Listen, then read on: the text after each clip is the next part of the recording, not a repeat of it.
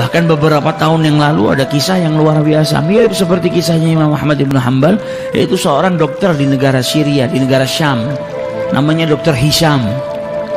Dokter Hisham ini dokter yang ahli di bidang tulang atau saraf. Jadi dia paling istimewa di Jazirah Arab. Setiap orang datang dari luar negeri untuk berobat sama si Dokter Hisham ini. Sampai pada suatu saat Dokter Hisham ini mendapatkan undangan seminar tentang ilmu yang dia dalami. Naik pesawat baru terbang beberapa waktu, ada gangguan cuaca yang buruk mengharuskan pesawat itu turun di bandara terdekat. Maka akhirnya dengan terpaksa pesawat itu mendarat di bandara terdekat.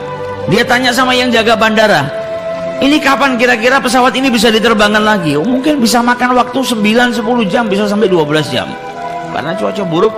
Dan ini bukan bandara komersil yang di situ banyak pesawat mundar-mandir. Rumah yang sudah jelek, sudah rapuh. Dia berhenti, dia ketok pintu rumah tersebut, yang buka nenek tua, wanita yang sudah lanjut usia. Ditanya sama Dokter Hisham, apakah kau punya telepon di sini? Saya ingin mengabari tempat saya yang saya tuju itu karena saya saat ini tidak bisa melanjutkan perjalanan. Kata nenek tadi, saya nggak punya telepon, saya ini orang miskin, nggak punya apa-apa. Saya hanya punya teh dan sedikit makanan, kalau kau mau silakan masuk. Saya berikan teh dan sedikit makanan untuk menghangatkan dirimu.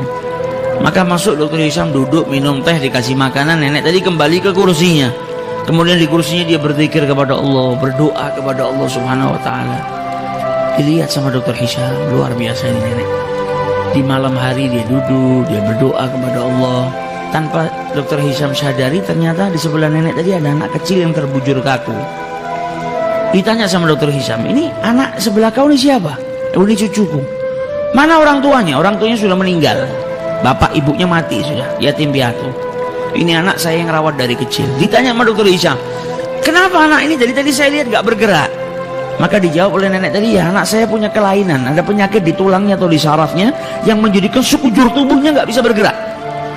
Dan kata orang-orang di sini gak ada yang bisa menyembuhkan penyakit anak saya kecuali dokter terkenal namanya Dokter Hisham, ada di negara Syam. Tapi apalah daya, saya orang miskin, gak punya apa-apa. Untuk pergi ke kota yang dekat saja saya nggak mampu, apalagi naik pesawat ke negara lain ngobatkan cucu saya nggak mampu.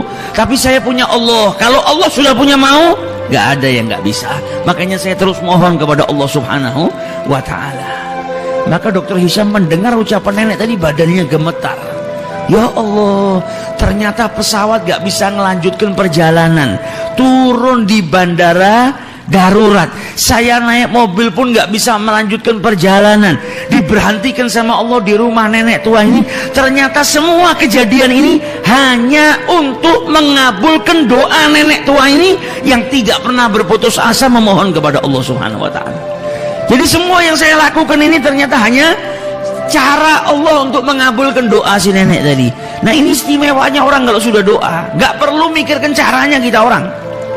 Ini nenek gak perlu ngumpulkan duit, gak perlu terbang bawa cucunya susah payah, gak perlu mengikut antri dapat nomor sekian supaya mengobatkan cucunya. Dokter Hishamnya dikirimkan oleh Allah Subhanahu wa Ta'ala ke rumahnya.